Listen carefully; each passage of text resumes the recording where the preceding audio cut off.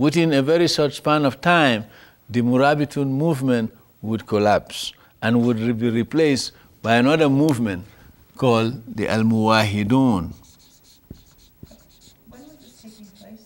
This was in the 11th century. The Murabitun movement became very active by the 1070s. But by the 1120s, they were already less than 50 years. They were already losing ground to another movement, Al-Muwahiddun. Just about 900 years ago, the Al-Muwahiddun movement they are the Unitarians. They emphasize Unitarianism, in the Islamic context, because they felt that the Murabitun were deviationists, so they were applying corrective teachings of Islam. So a new movement emerged called the Muwahiddun. Now, the Muwahiddun, of course, the triumph of the Muwahiddun have serious consequences for Islamization in Africa, because what it means, many of these people who were identified with the Murabitun would now become refugees, and they move south.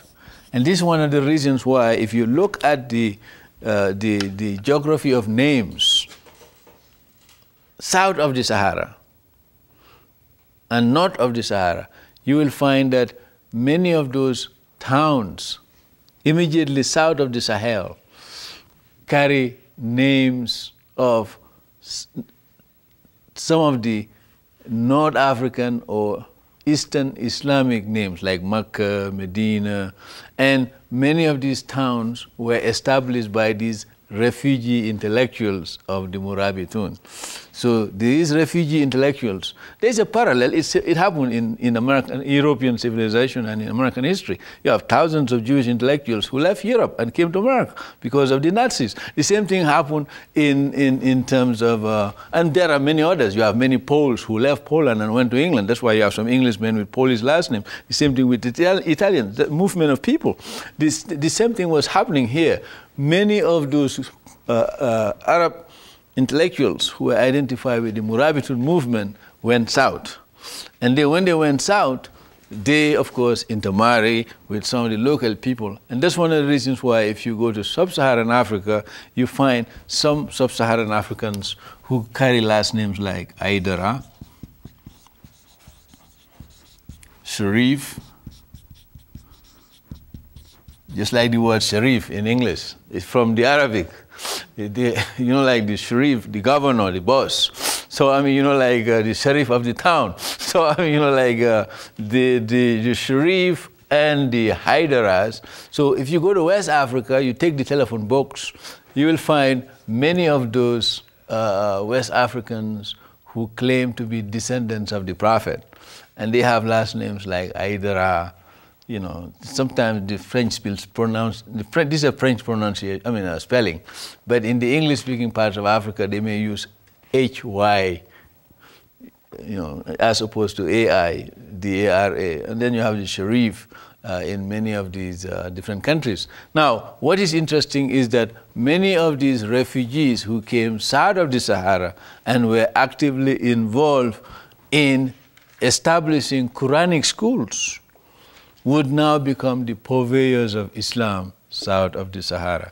So you now begin to see the so-called Afro-Arab connection between some of those African families and groups with the Arabs from the north. And you have many of them. And of course, from the history of Islam perspective, you have layers of these people. You have the more recent ones in African history, the children of the Syrians and Lebanese who came into West Africa since the 1890s. You have them. You go to Sierra Leone, you have thousands of Afro-Arab Sierra Leoneans. But these are the children of Lebanese and Syrians in recent generation. But you have longer generation, going hundreds of years ago back, the first wave, who were really the offsprings of this Murabitun movement, the refugees who came south and established Quranic schools and established towns and villages in the Arabic tradition. And that's one reason why you find the problem in Sudan right now, because you have those, the process of course took place much later in Sudan because the Islamization and Arabization of what is now called the Republic of Sudan is much later than what we are talking about today, because Sudan continued to have Christian civilizations in Nubia up until the 15th century. But since the 15th century, of course, the Nubian towns and all those Christian kingdoms in what is now called Sudan disappeared and were replaced by Arabic-speaking Islamic states in that part of the world. I think this is very important for us to understand when we look at these movements and the manner in which these movements impacted on African societies.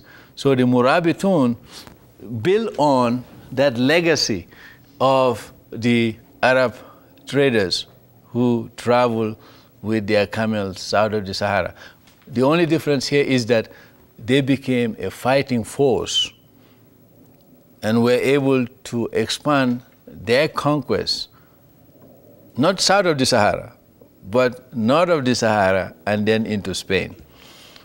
And many of the sub-Saharan Africans who were gradually becoming part of the Islamic fold were involved in that process.